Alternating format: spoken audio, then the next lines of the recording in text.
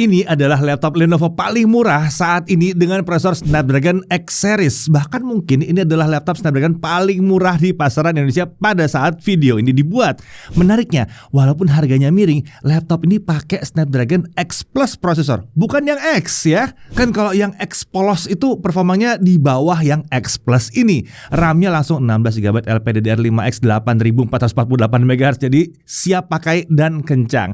Layarnya udah pakai panel OLED 100% DCI P3, jadi siap untuk editing kelas profesional. Dan daya tahan baterainya juga sangat irit, lebih dari 20 jam. Ya, ini adalah Lenovo IdeaPad Slim 5X. Ya, berbeda dengan awal kemunculannya, laptop Snapdragon sekarang sudah mulai tersedia versi terjangkaunya. Ya, paling nggak yang lebih terjangkaunya, seperti yang kami uji kali ini. Menariknya, walaupun harganya lebih terjangkau, kemampuan NPU dan fitur-fitur tertentunya masih tetap mirip dengan yang harganya paling tinggi. Oke, langsung aja kita mulai pembahasannya dari membahas spesifikasi utamanya. Untuk prosesor, dia pakai Qualcomm Snapdragon X Plus X1P 42100, panjang ya namanya ya. Fabrikasi tentunya 4 nanometer, dia punya 8 core, 8 thread Qualcomm Oryon CPU. Maksimum multi-thread frekuensinya ada di 3,2 GHz dengan single core boost frekuensi di 3,4 GHz. Total cache-nya besar, 30 MB. Integrated graphics-nya dia pakai Qualcomm Adreno GPU. Tentunya sistem grafisnya sudah mendukung API DirectX 12, jadi mampu menjalankan game-game berbasis DirectX 12. Untuk Neural Processing Unit-nya atau NPU-nya, dia pakai Qualcomm Hexagon NPU dengan kemampuan komputasi hingga 45 TOPS. Jadi tetap sama dengan versi X Elite-nya yang paling tinggi harganya ya. Jadi laptop ini memenuhi persyaratan Microsoft Copilot Plus PC. Untuk memori atau RAM dia pakai 16GB LPDDR5X 8448 MHz dual channel 128-bit. Ini adalah RAM onboard ya. Jadi emang ini nggak bisa di-upgrade. Untuk storage dia pakai setengah terabyte SSD M.2 NVMe PCIe Gen 4x4 dengan ukuran fisik 2242. Ini yang agak pendek ya. Sayang sekali kita tidak bisa mengupgrade SSD-nya dengan ukuran fisiknya 2280 ya, karena nggak ada dudukannya. Tapi kalau mau pakai 2242 lagi bisa, nggak ada masalah. Untuk wireless connectivity, dia menggunakan modul Qualcomm Fast Connect yang mendukung Wi-Fi 7 dan Bluetooth versi 5.4. Tentunya dia juga support Bluetooth audio codec aptX ya, jadi kualitas suaranya jauh lebih baik dibandingkan codec SBC atau AAC yang umum dijumpai di laptop selain yang pakai Snapdragon. Tentunya kita juga membutuhkan perangkat yang mendukung codec aptX untuk bisa memanfaatkannya. Nah, untuk kapasitas baterainya dia di 57 Wh, tapi kita lihat nanti ya kemampuannya seperti apa. Untuk operating system dia pakai Windows 11 versi 24H2. Nah, body form factor-nya adalah clamshell atau laptop klasik di sini. Materialnya ini aluminium untuk punggung layar dan penutup sisi bawahnya. Tentunya laptop ini sudah lolos 21 jenis uji daya tahan military standar 810H. Jadi harusnya terjamin ketangguhannya ya. Warnanya ini disebutkan cloud gray atau kalian juga bisa bilang ini warnanya silver. Untuk desain, Lenovo sepertinya masih menggunakan sasis bodi yang sama dengan IdeaPad Slim 5 terbaru lainnya untuk versi Snapdragon ini ya. Hal ini bukan masalah, mengingat IdeaPad Slim 5 itu punya penampilan yang low profile dan minimalis dan tampak profesional. Untuk dimensinya, panjang 31,2 cm, lebar 22,1 cm dengan ketebalan di sisi paling tipis 1,69 cm, sisi paling tebal di 1,79 cm. Untuk bobot laptopnya aja di 1,48 kg dan chargernya di 185 gram. Ini adalah charger 65 watt dengan konektor USB Type-C. Untuk total bobot di bawah-bawah itu adalah 1,66 kg. Nah, untuk display ini adalah layar berukuran 14 inci, resolusinya 1920x1200 dengan aspek rasio 16:10. Refresh rate-nya 60 Hz. Panelnya adalah panel OLED. Iya, menurut Lenovo tingkat kecerdasan maksimumnya ada di 400 nits dengan color gamut di 100% DCI P3. Nah, kalau kami ukur hasilnya, tingkat kecerdasan maksimalnya kita dapatkan di 386 nits saat berada dalam ruangan. Ini sudah sangat dekat sekali dengan janjinya ya. Gamut coverage ada di 98,6% DCI P3 dengan gamut volume di 120,6% DCI P3. Dengan color gamut seperti ini, layar ini harusnya udah cocok ya untuk editing yang serius yang membutuhkan akurasi warna yang tinggi.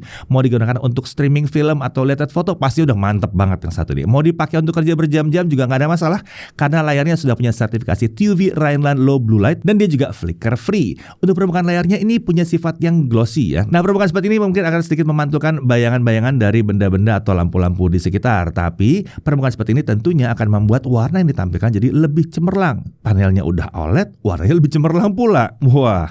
Lalu bingkai layar ini sudah menggunakan desain yang tipis di keempat sisinya. Jadi tingkat screen to body ratio-nya cukup tinggi di 90%. Sementara untuk akselerasi memang belum bisa dibuka 180 derajat sih ya, tapi seenggaknya ini bisa nyaris 180 derajat, jadi lebih aman lah dari risiko rusak akibat kedorong nggak sengaja. Nah, untuk kamera dan mikrofonnya, laptop ini dilengkapi dengan kamera 1080p 30 fps yang sudah didukung fitur Windows Studio Effects seperti automatic framing, portrait light, eye contact, background effect, serta creative filters lainnya. Tentunya fitur tersebut akan memanfaatkan NPU saat diaktifkan, jadi ini harusnya akan lebih irit baterai. Nah, untuk mikrofonnya jumlahnya ada 2 buah, lokasinya ada di kanan dan kirinya kamera. Nah, mikrofon ini udah dilengkapi dengan fitur Lenovo Smart Noise Cancellation untuk meredam kebisingan di sekitar kita. Nah, kualitas gambar dan tangkap kamera ini sebenarnya punya kualitas yang cukup baik dan minim noise saat kami coba di ruangan dengan pencahayaan mencukupi. Hanya saja wajah kami agak sedikit kemerahan ya saat ditangkap oleh kamera. Lalu untuk mikrofonnya ternyata ini mampu menangkap suara kami dengan sangat jelas saat dicoba di dalam ruangan. Sedangkan saat kami coba di luar ruangan dengan fitur Noise Cancellation, itu ternyata suara kami agak terdistorsi ya, walaupun kata-kata yang kami ucapkan masih terdengar jelas dan suara sekitar kami itu hilang sepenuhnya. Oke, jadi seperti inilah kemampuan kamera dan mikrofon di laptop Lenovo IdeaPad dengan prosesor Snapdragon X Plus. Jadi gimana nih kualitasnya? Oke, saat ini saya lagi mau menguji kemampuan noise cancellation laptop Lenovo IdeaPad dengan prosesor Snapdragon ini. Jadi gimana nih, suara bising sekitar saya, apakah masih masuk ke mikrofon atau enggak? Oke, untuk sistem audio, laptop ini punya 2 buah speaker yang sudah mendukung teknologi Dolby Audio. Posisi speakernya ada di sisi kanan dan kirinya keyboard, dan ini langsung mengarah ke pengguna. Nah, kita bisa mengatur profil dan equalizer melalui software Dolby Access atau Lenovo Vantage. Di telinga kami, suara speaker laptop ini masih terasa agak kurang lantang ya, walaupun nggak tergolong yang pelan-pelan juga ya.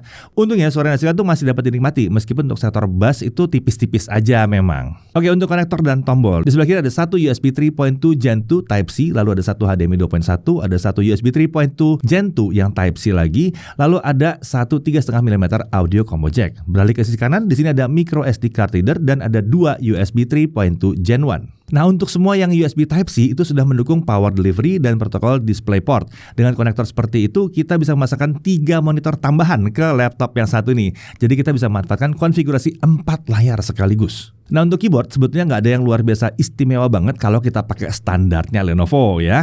Dia tetap menggunakan keyboard khas seri IdeaPad yang memang sudah terkenal nyaman banget dipakai untuk mengetik ya. Kalau dibandingkan dengan yang lain ya ini luar biasa. Tapi kalau dibandingkan dengan Lenovo sendiri ya ini standar-standar aja, standar kerennya. Kalaupun ada perbedaan itu kita jumpai pada tombol Copilot key-nya aja. Keyboard ini dilengkapi dengan lampu backlit warna putih dengan 2 tingkat cerahan yang dapat diatur dengan menekan tombol Function plus Spacebar. Lampu backlit juga memiliki mode auto yang akan otomatis menyala saat ruangan menjadi gelap atau mati saat ruangannya terang. Nah, untuk area touchpad ini menggunakan material Mylar ya dengan ukuran 12 x 7,5 cm. Posisinya sejajar dengan tombol spacebar jadi memberikan kenyamanan paling optimal saat kita lagi mengetik. Kalau kita coba ini memang permukaannya mulus banget, mulus lancar. Jadi kalau kita pakai itu mulus lancar tanpa hambatan sama sekali. Tombol klik kiri dan kanan juga terasa cukup nyaman saat kita tekan ya. Nah, untuk cooling system, prosesor Snapdragon X Plus di laptop ini didinginkan menggunakan heatsink dengan 2 heat pipe dan 1 kipas yang berukuran cukup besar. Untuk lubang ventilasi udaranya ada 1 dan mengarah ke belakang menuju ke engsel layar. Untuk sistem security-nya, laptop ini dilengkapi dengan sistem pengamanan biometrik dengan pengenalan sidik jari dengan posisi sensor di palm rest kanan di dekat tombol panah. Selain itu ada juga penutup fisik kamera untuk mencegah diintip meskipun kamera sedang dihack. Oke, sekarang kita masuk ke aspek performa. Laptop ini dilengkapi dengan 3 profil performa, tapi tidak seperti laptop Lenovo lainnya, profil performa tersebut tidak tersedia menunya di software Lenovo Vantage ataupun dalam BIOS. Profil performa ini hanya bisa diubah dengan menekan tombol Function plus huruf Q. Seharusnya nama profil performanya sama seperti Lenovo baru yang lainnya ya, yaitu Adaptive Power Mode atau Auto, lalu ada Battery Saver dan Performance. Nah, perlu diperhatikan, saat ini software untuk melogging suhu dari prosesor Snapdragon X Series memang sudah ada ya. Hanya saja sampai saat ini kami masih mencari tahu pembacaan sensor mana sih sebetulnya menunjukkan sensor prosesor yang sebenarnya. Jadi untuk saat ini kami belum bisa menampilkan hasil pengujian suhu yang akurat untuk laptop Snapdragon X Series kecuali untuk suhu permukaan bodi. Oke, kita lanjut dengan Cinebench 2024 yang for ARM 64. Ya, Cinebench ini sudah untuk ARM 64 ya, sudah kompatibel. Di stabilitas selama 30 menit, skor tertinggi yang dicapai adalah 766 poin di mode Adaptive Power dan 767 poin di mode Performance.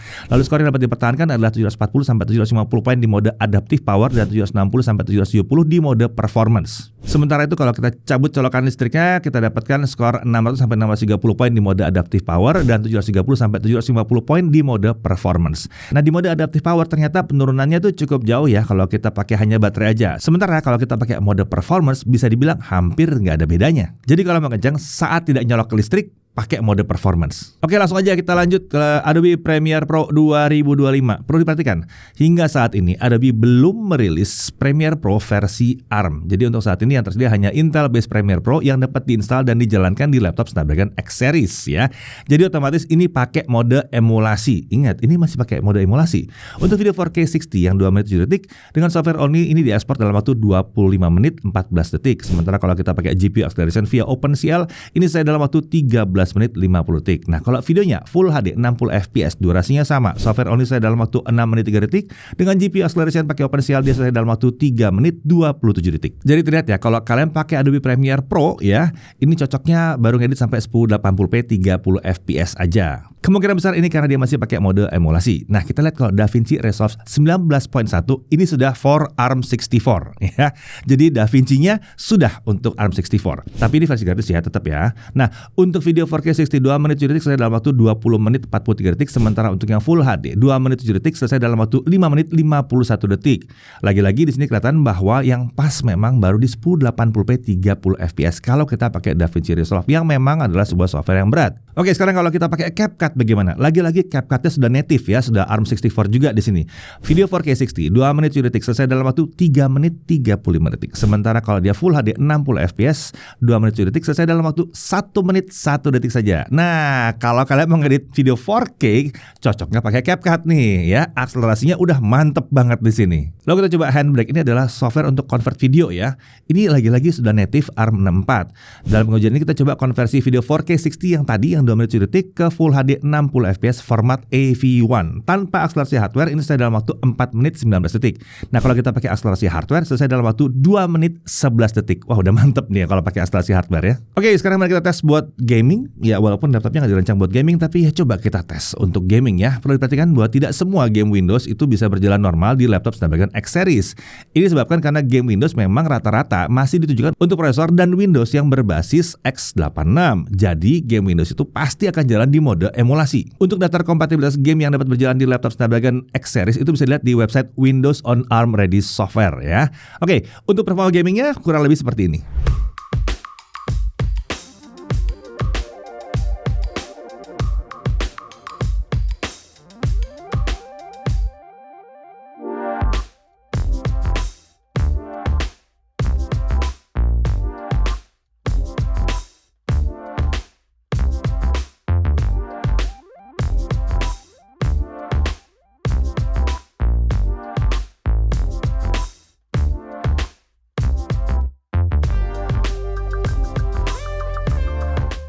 Nah, untuk suhu permukaan bodi saat mainkan Metro Exodus selama 30 menit walaupun menjalankan game yang berat, suhu permukaan tombol, keyboard, dan bodi sekitarnya ternyata masih aman di bawah 40 derajat Celcius. Area palm rest itu juga aman di bawah 35 derajat Celcius. Tentunya kalau aktivitasnya ringan-ringan aja ya, itu tentunya permukaan bodinya tidak akan setinggi itu. Bahkan ngedit video juga nggak setinggi itu sih sebetulnya. Oke, langsung kita tes sekarang kecepatan SSD-nya dengan Crystal Diskmark. Lagi-lagi ini software native for ARM64. Kecepatan baca ada di 4913 MB per second dan tulis di 4047 MB per second. Ini tergolong kencang untuk SSD yang ukuran fisiknya di 2242. Lanjut untuk ketahanan baterainya. Sekarang kita lihat ya. Di sini kita setting tingkat brightness di 150 nits seperti biasa dengan volume suara di 25% dan modenya di adaptive power. Untuk 1080p local video playback, baterai baru habis setelah 20 jam 43 menit. Ingat tadi ukuran baterainya baru di 50-an watt hour. Ini irit banget. Layar OLED ketemu dengan baterai 57 watt hour masih bisa di atas 20 jam. Luar biasa. Nah, kalau kita melakukan streaming Netflix ya, selama 1 jam baterai akan berkurang sekitar 6,1%. Ini kita pakai Netflix aplikasinya ya, yang Netflix app ya. Sementara 1 jam streaming YouTube itu baterainya berkurang sekitar 5,2% kalau kita pakai browser Chrome. Oke, sekarang kita lihat untuk charging. 30 menit pertama langsung terisi 46%. Sementara dari kosong sampai penuh hanya butuh waktu 1 jam 36 menit. Ini sih kenceng ya ngecharge-nya ya. Cuma 1,5 jam doang. Luar biasa. Baterainya awet tapi ngisinya kenceng. Mantap. Untuk harga resminya di sini adalah 13.499.000. Nah, buat yang lebih suka versi konvertibel yang diubah jadi tablet itu juga ada nih Lenovo IdeaPad 5X yang 2-in-1. Nah, ini dijual dengan harga 14.499.000. Untuk spesifikasi hardware dan jenis konektornya tetap sama seperti versi yang clamshell ini. Hanya saja yang satu ini sudah punya touchscreen dan sudah punya stylus pada paket penjualannya. Nah, untuk bonus pembelian tentunya kita dapat Microsoft Office Home and Student 2021 ya, yang langsung aktif terus ya, nggak usah dibayar-bayar lagi tiap bulan atau tiap tahun ya. Lalu laptop ini dilindungi dengan garansi Premium Care sekaligus Accidental Damage Protection atau ADP selama 2 tahun penuh. Garansi Premium Care itu menawarkan layanan call service center selama 24 jam sehari, 7 hari seminggu. Garansi tersebut juga menawarkan layanan perbaikan di tempat seperti di rumah pengguna ya. Jadi datang orang yang ke rumah pengguna ya.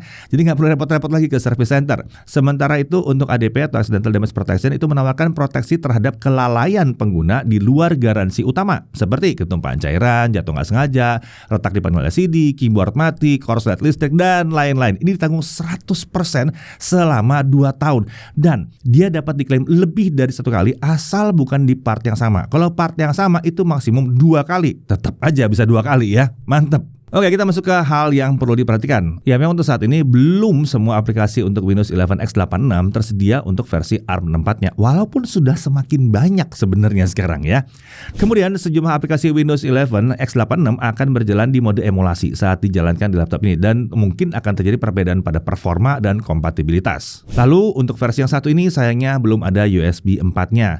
Nah, dari sisi menariknya, penampilannya ini low profile, minimalis tapi tetap profesional. Lalu dia udah pakai Snapdragon X Plus. Untuk harga segini dapatnya X Plus. Daya tahan baterai itu sangat irit, tapi performanya masih mampu mengimbangi prosesor X86 di aplikasi-aplikasi tertentu. Masih kuat juga buat gaming tipis-tipis. Lalu dia punya NPU 45 TOPS untuk komputasi AI tanpa terhubung ke internet. Performa SSD juga kenceng untuk yang ukuran fisika 2242. Udah mantep nih. Suhu permukaan bodi juga relatif aman di sini ya, adem-adem aja. Lalu chargingnya kenceng banget.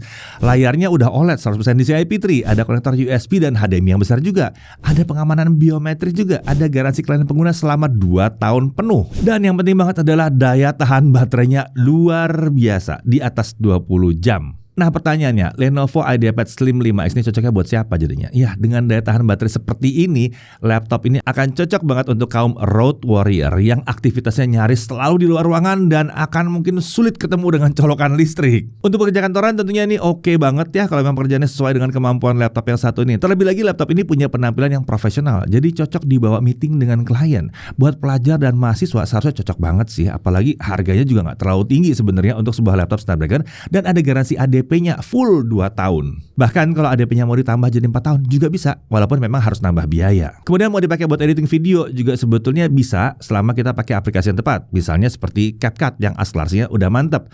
Seharusnya laptop ini juga bisa dipakai untuk programming asalkan aplikasi codingnya memang cocok dengan hardware dan sistem operasi laptop ini. Jadi, kalau yang dibutuhkan adalah laptop tipis ringan yang baterainya super irit dan harganya masih relatif terjangkau serta fiturnya komplit ya. Rasanya Lenovo IdeaPad Slim 5X dengan prosesor Snapdragon yang satu ini adalah salah satu pilihan yang sangat layak untuk dipertimbangkan. Saya Didi Irfan, Jakarta TV.